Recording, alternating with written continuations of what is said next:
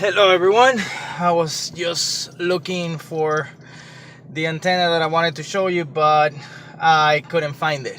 By the way, my name is Carlos. I'm with iDrone, and today I want to show you a little video of what I did with one of my Pagoda antennas, because as you know, the normal Pagoda antenna that you buy from Farview, where I buy my antennas, is this one, which is the regular size. Is about 3-4 inches tall, and is if you want to get the protector cover, then you get this one, but it's the same size, one with protector cover or the other one without it. And for me, I didn't like them this tall, this big. Just, I don't know, extra weight. They tend to hit on the props if I crash. If I put them straight out of the bag, it's like a really long thing, and it changed the way that the quad actually feels on the air. So I decided to actually do a little experiment, and what I did is I actually tried to build one, and I did it half of it. Basically, I just got the piece of cable that they sent me, and I cut it exactly halfway, and I actually built the antenna that way. And I have a video of that, so I wanted to show you that video. Is the video of the build. I mean, it's pretty much the same as how to build one of the regular Pagoda antennas. The only difference is I cut the cable halfway, and obviously when it comes to the part of you putting the shrink tubing on the antenna, you cannot do it, because as soon as you're putting heat in this part of the antenna to go ahead and actually solder the connector to the cable, it starts shrinking the shrink tubing. So those are the two main difference between this antenna and the little antenna I was looking for, but I have no idea what I did with the one that I built. So what I'm gonna do is I'm gonna take you right into the video, and you're gonna see it as I'm building it, what steps I take to actually build it. I just use the normal jig that they give you. It's pretty simple, pretty straightforward, like any other Pagoda antenna. You just put it on the jig, and you make sure that the lines are aligned, and everything is the same. But I lost the pair to this one. I had no idea what happened to it. I don't know if it fell out of my bag. I don't know if I put it in one of the other quads. I'm not 100% sure what happened to it. But the point is, I don't have it. So I'm going to show you the video how to build it. And one of the things that I was worried about was performance. Because obviously, Farview gives you this one on this size, because obviously this is the most optimum size for the Pagoda antenna, and is the best optimum level of transmission and reception. But when I did the small one, I have to tell you, they perform exactly the same. I don't see any difference on the performance. Obviously, if I put it on, if I measure the output on the input, most likely there's gonna be a difference. Me, on the goggles, on the flying distance that I usually fly, I did not see a difference. So I can tell you that from now on, when I actually get my antennas, I'm gonna actually cut them in half and then do a small antenna instead of doing a big antenna. Also, I have seen the very, very small ones that are like literally like the antenna is just attached to basically the connector. And I'm looking at how to do one of those. I put the order already from Farview for a set, because I always buy them in set. I buy two. I always buy one to have it as part of the quad, and another one to have it as part of the goggles, just in case. I really don't care. I mean, if I get to have too many of this, I'll just start putting the plastic covers on them and then make them for the quads. But yes, I'm gonna go ahead and actually try to do one that is like literally the antenna attached to the connector, just to see how that performs and see if I can make it. and just to see if I see any difference, because if I don't see any difference, having an antenna that is literally this big out of the back of the quad is actually a lot better than having, you know, this big antenna coming out of the quad.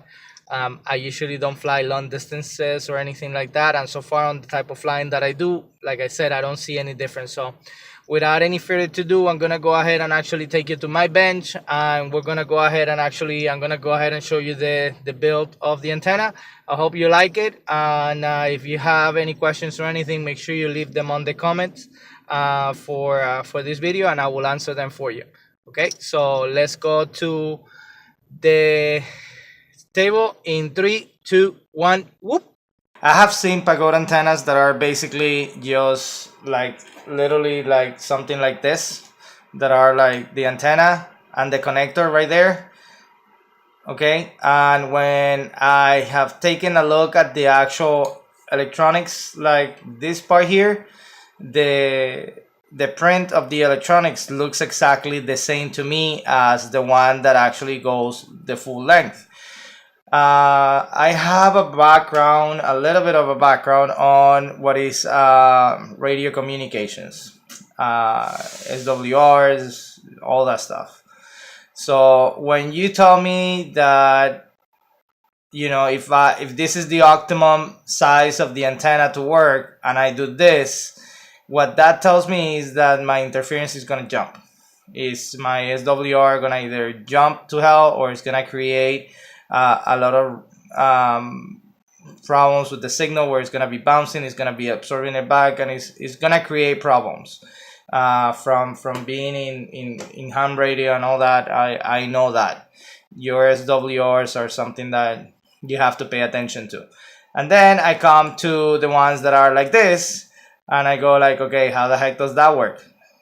The only thing that I'm guessing is, yes, the SWRs or the interference of the signal goes up, but somehow still works in a way that, you know, pushing the signal out is captured by the goggles, and is going through power instead of going, I guess, through frequency. In my head, seeing this with the same type of device or the same type of system, which will be this one, is not something that is doable. In my head, something here needs to change, or something here needs to change in the way that materials or something else needs to change. But since I haven't found information of anybody of what's the difference between this one and the little one and the middle one and all that, and I see that some of the kits are the same, I decided to just go ahead and actually spend $4, which is what that cost me. I bought this one directly from Farview. This one is one that I broke already, so I bought this one directly from Farview, and I thought they sell the little ones already made, but I like making my own. So I decided that I'm gonna go ahead and give this a try and see what happens. And I'm gonna make it exactly half, which is what I see that they have on their side, is exactly half of, you know, what we have here. So the first thing that I'm gonna do is cut this in half, and I'm gonna go through that process. So I'm gonna go ahead and get this, put it here. Okay, put it exactly there, and cut exactly 4.5, or at least make a dent at 4.5, so I know exactly where I am, which is here, right? I like that. 4.5, yes. All right.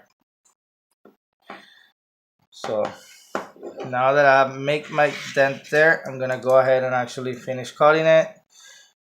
For those of you that don't know how to actually manage blade, be very careful. Don't do it like I'm doing it, unless you want to be with a scar on your thumb. I have done this many times. Like I said, I have a background in radio, and I used to do my own cables, and I know how to handle this.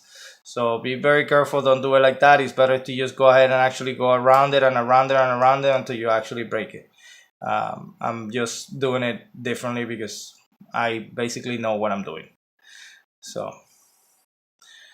and even though I know what I'm doing, this is not working. So I'm gonna go ahead and actually just go the way that I'm telling you to do it. And I know eventually I'm gonna cut through it because the signal wire here is very thin. So I know I'm gonna cut through it. There we go. Okay, so I'm just gonna use one, just gonna double check that they are exactly the same. Now, this gets really hot when you're actually soldering this. It gets really hot. So right off the bat, I'm gonna tell you, you have to be extra careful with the heat that you're gonna be applying to this. Okay, you have to do it in stages. You have to make sure that you're working with a hot soldering iron, and you have to do it and you have to let it rest. Don't just try to run through it and do everything, you know, in one shot, because you're gonna go ahead and it's just basically not gonna work. This is not gonna dissipate the heat fast enough for you to be able to do anything with it. So be very careful when you do this. Don't rush through it. Take your time, okay? And just make sure you give it time to go ahead and actually to cool down and to actually work the way and dissipate the heat so you don't burn yourselves. So first thing I'm gonna do is I'm gonna set up the top for this one, as you do on every pagoda when you build it. I'm just gonna take the minimum that I can here because I want to keep uniformity of the size of the antenna. So if I want that to be 4.5, I want to make sure that when I finish this, I don't have to cut too much out of the top. Okay, so that's how it's gonna go. And then that's actually pretty good. Okay, so let me go ahead and actually see where do I have my jig. Half of my jig is there. Where's the other half? All right, let me get a new jig. Okay, here we go. I have a new jig. All right, so we're gonna use a new one. I had another one there, but it's missing one of the legs. So to put together the jig, sorry about that.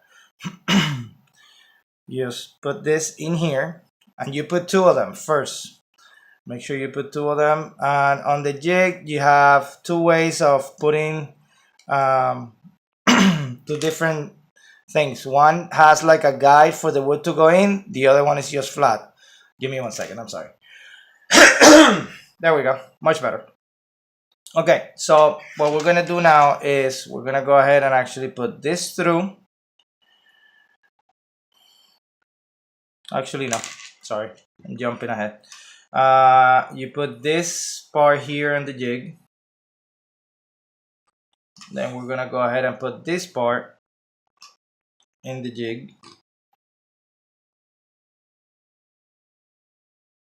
There we go.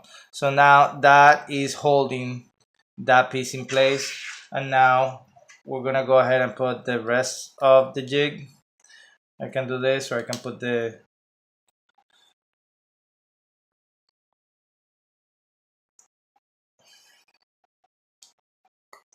okay, good.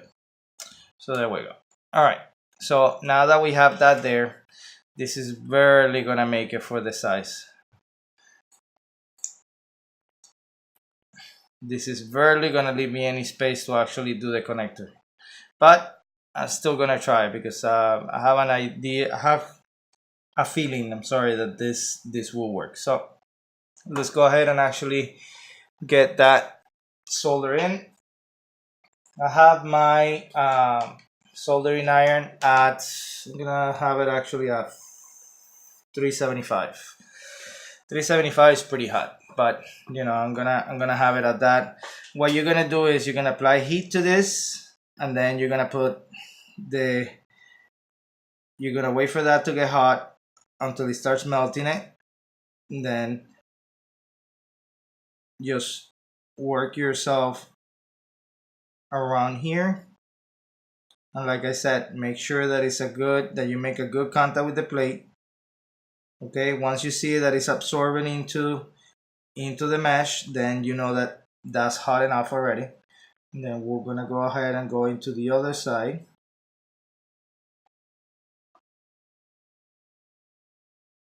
That's hot enough. And then we're gonna go into this side.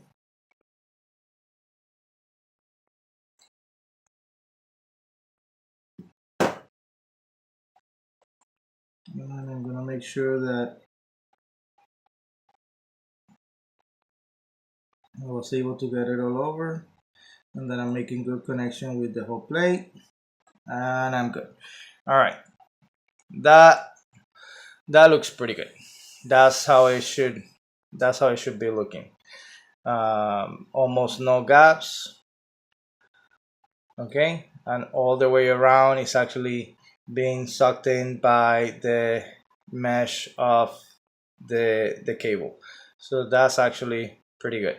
So what I'm gonna do now is I'm gonna go ahead and wait.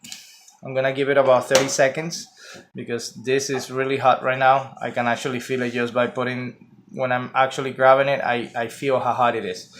So the next part we're gonna do is we're gonna go ahead and disassemble the jig. Let me go ahead and put the soldering iron away. We're gonna go ahead and disassemble the jig so we can take this out, and then we're gonna reassemble it with the other two pieces that go here.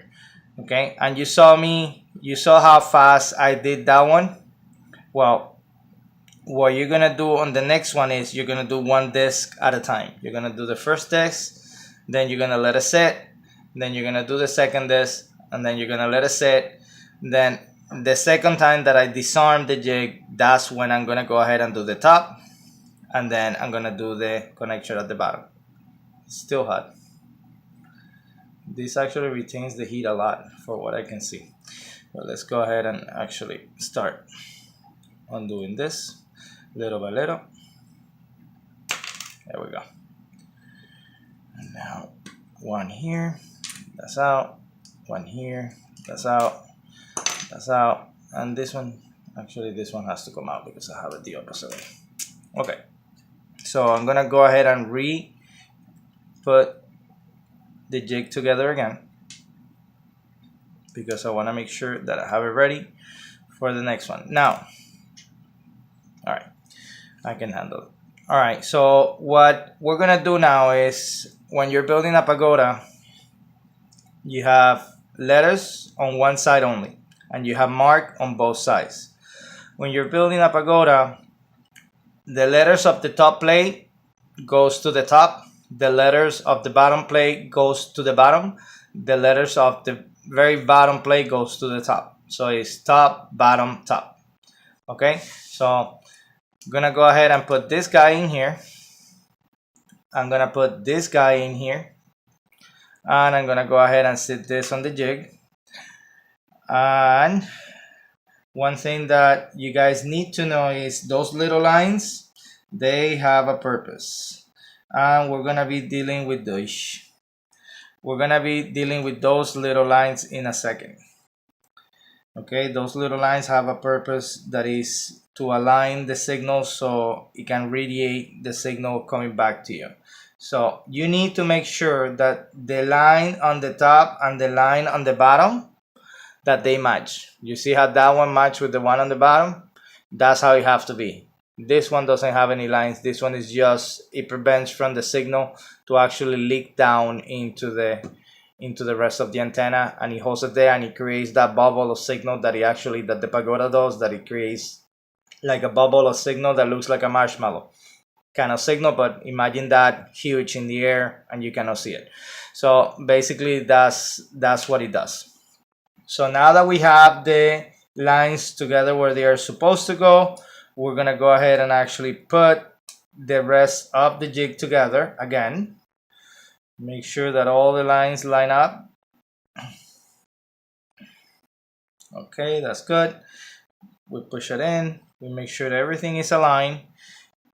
On this type of antenna, because of the way that it sends the signal out, it pushes the signal. You have to make sure there is a reason why there is a jig to do this and you just don't put the plates on it however you feel like it.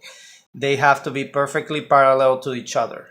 If they're not, and they have to be perfectly aligned, which mine already are not, but I'm able to move it, so I'm able to fix it. Okay, so there you go. They have to be perfectly parallel to each other, all three, okay, and they have to line up correctly so the signal can actually disperse in the way that you want it to disperse. So now that this is ready, I'm gonna go ahead and actually solder first this plate. I'm gonna try to do it as quick as possible, and then I'm gonna go ahead and give it a break. That break, I'm gonna give it to off camera because definitely it's gonna be a lot longer than what I need to be, and I'm not gonna have you guys waiting for me for 2 minutes on camera while I'm doing the break of the cooling down. So let's go with this one.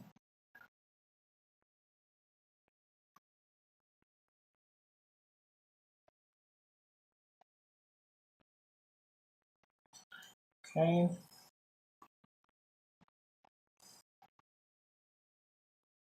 Sometimes if you put too much heat on this, what is going to happen is it's going to start leaking down into the plate of the bottom, which is fine. It's not the best thing, but it doesn't matter because it's the same type of connection. You have a signal wire that is inside, and you have the shield that is outside,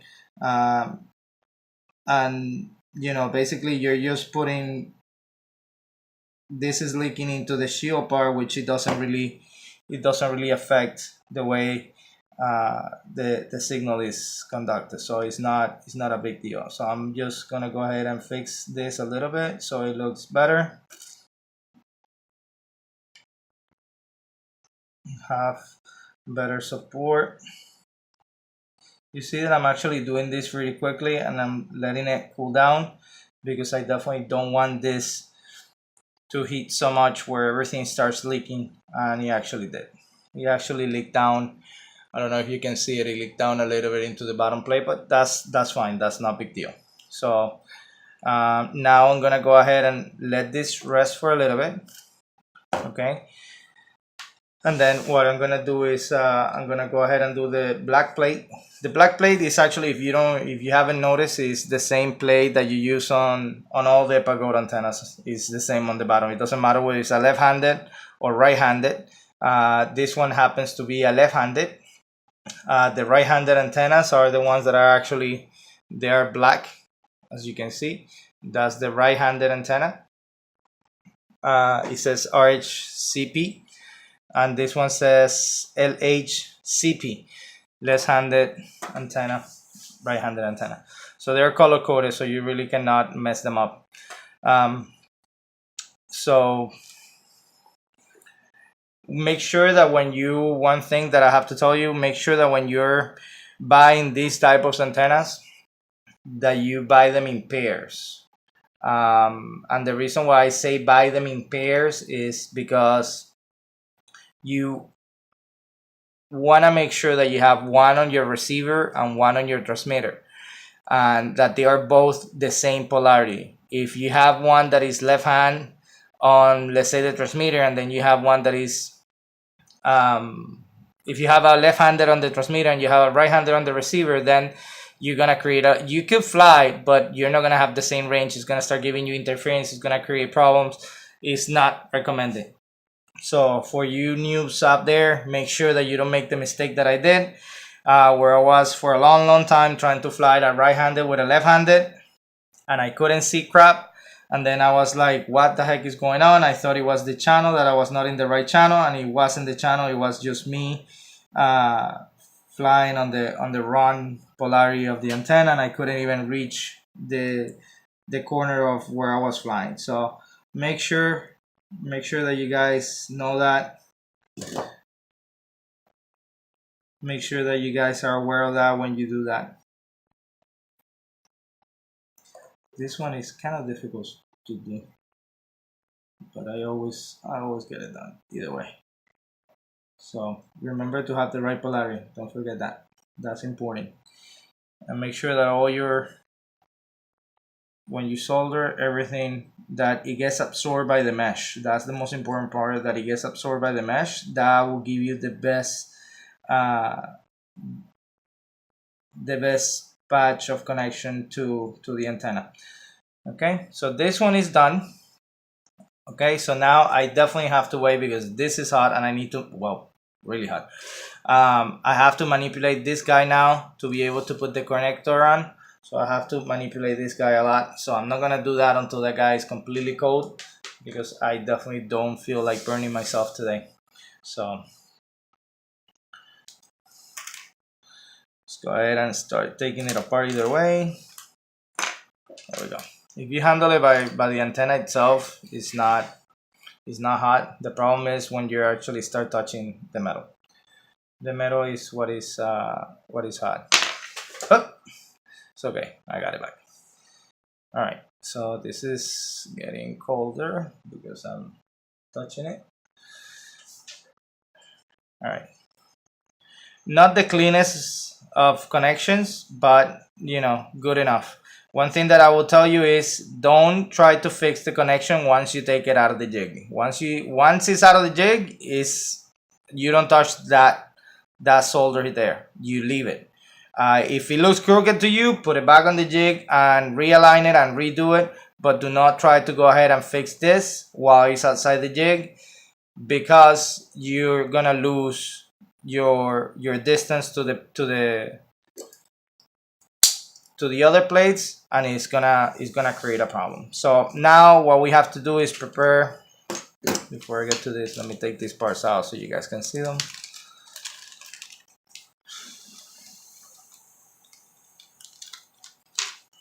Okay, so here are the parts.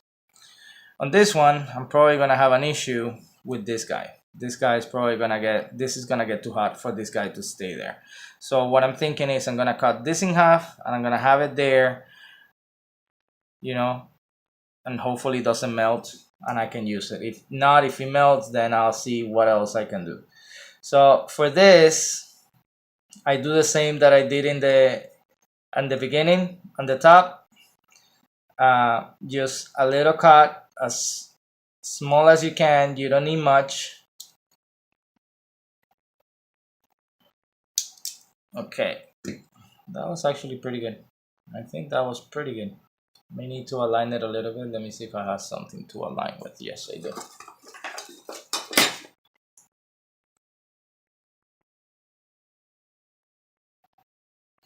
All right, so what I'm gonna do now is I'm gonna check how much I need. Actually, no, it's pretty good. It's done. I actually cut it perfectly. I'm getting used to this.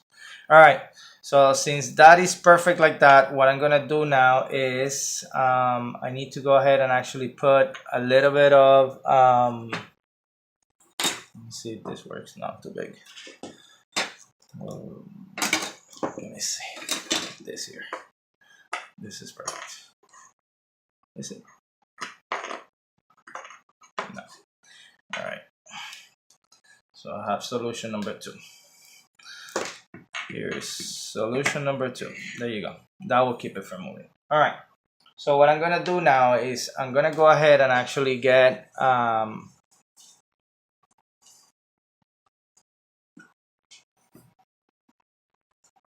I'm gonna get very little sarin here on the tip, and I'm gonna show you why it's just a very tiny bit.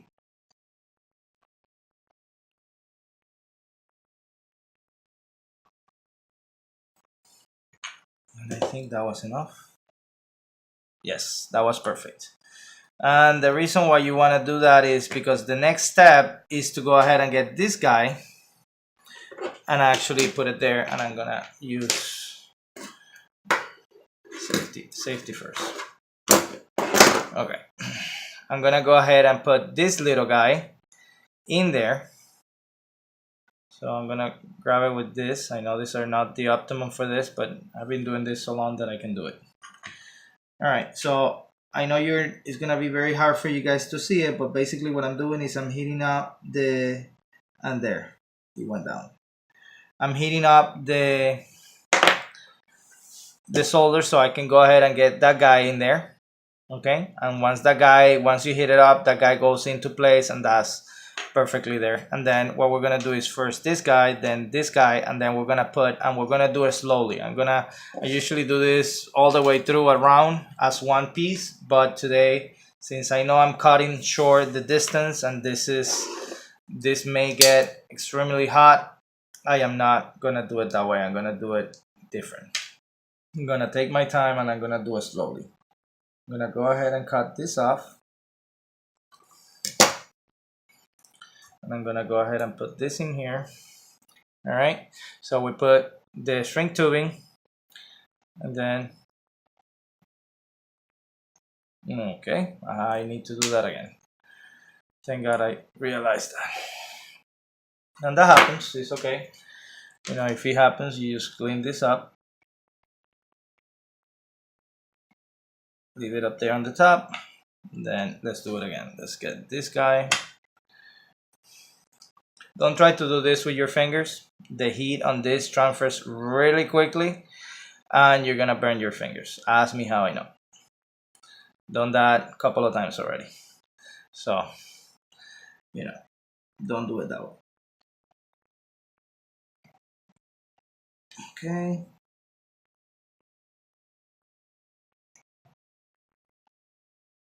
Okay. Let's see if this time is better. Oh yeah, this time is hard. Okay. Actually, no. I'm thinking that I don't have enough soldering paste here.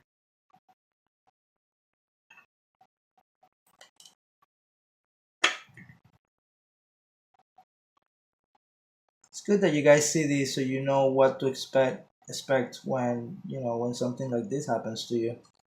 And you're gonna be able to know what to do. So in part, we're basically troubleshooting this little problem that we're having together, because I have never run into this problem. This is the first time that I run into this problem where I put this in and it keeps falling out, and it goes into the place. I feel it going down, I see it going down, but for whatever reason, when it gets there, it's loose. So let's go ahead and actually get this in there. Okay, in there.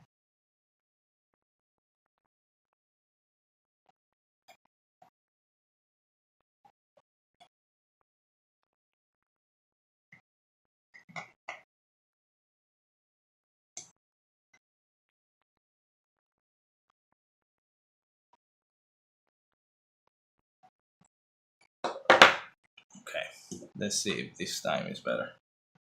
Oh yeah, this time is better because I already see soldering here, which is a sign that it's good, and it is good. All right, so make sure when you're doing this that you clean the inside of the connection a little bit. Just make sure that nothing from the outside is touching the inside. Like this guy here feels like a little bit too close to the middle. All right, so we're good. So now step 2 and step 3. Let's go ahead and put this guy back in. This is not really hot, so we're good. So let's go ahead and actually put this in.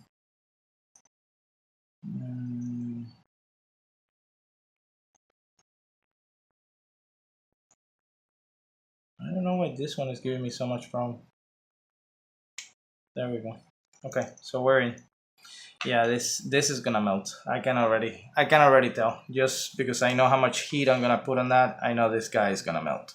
But let's try either way. Let's go ahead and actually try to see if it doesn't melt.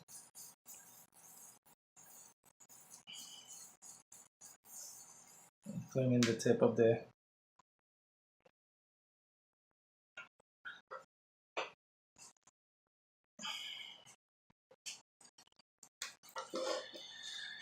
All right.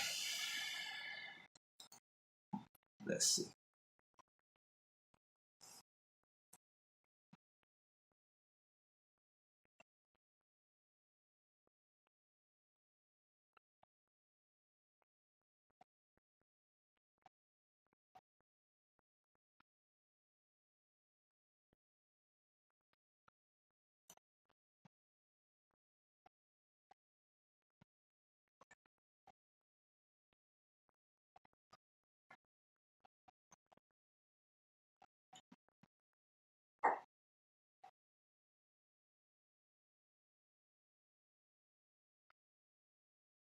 I'm actually working differently from what I usually work, just because I wanted to get that done like that exactly. You see, it already started melting. I knew it was gonna happen. It's too much heat. And if I keep going, I'm just basically gonna just melt it in place. So I'm gonna give this one as a, I'm gonna forget about that one. I'm just gonna keep going because what I'm gonna do is probably use tape, electrical tape around it. It will be the same thing, and it's gonna look the same way. It's not gonna be that much different. So, but yeah, definitely. Or maybe using after I'm done with this, maybe using a different shrink tubing, different size that will fit over that. Even though if it's a little bit bigger, it doesn't really matter. Okay, so basically that's how it has to look. It went all the way. Okay, so it's very hot now. Let's not touch it. And this, I'm gonna cut it very carefully.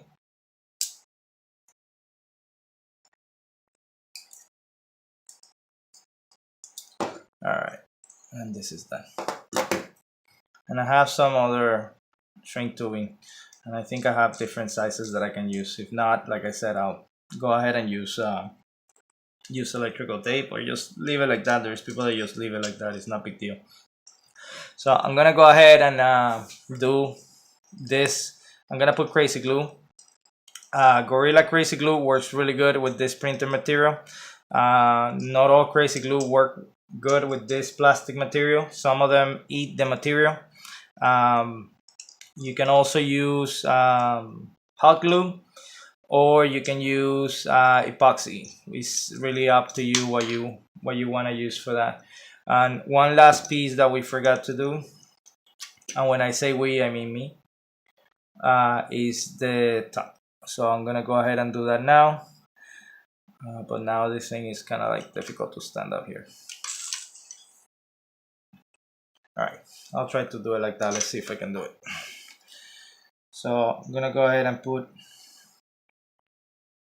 heat and just create a bubble around it.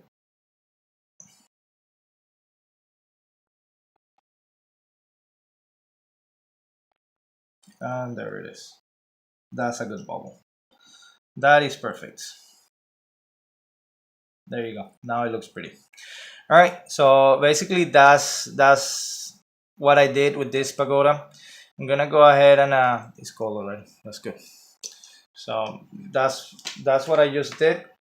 And I'm gonna go ahead and put this one because this is the one that is gonna go on the quad itself, and I'm gonna use the one that I have on the little quad to actually go on the transmitter, because I don't believe I have another left hand antenna there. So I'm gonna go ahead and actually do that.